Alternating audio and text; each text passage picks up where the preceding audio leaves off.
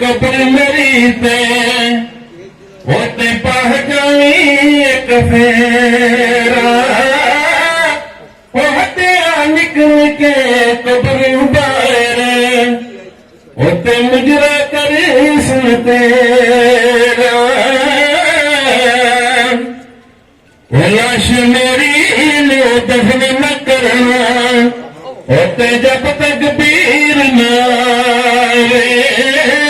होते पर जनाजा मेरा होते अथिया दफना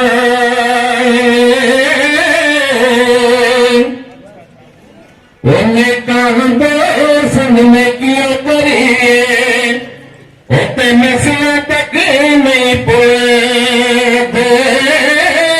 होते नस्ल मुड़ में किया करिए होते पुठिया चालो चले होते उच्चारण रखाया जिसने होते चूड़े देंगे जिसने नीवा हो के बुलंद मोहम्मद होते बन जाए दरे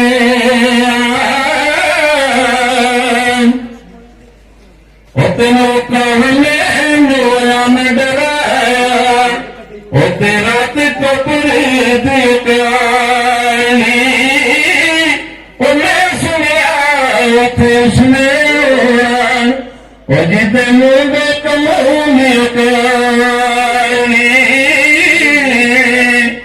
आखिर में एक शेर बोलना चाहता हूं।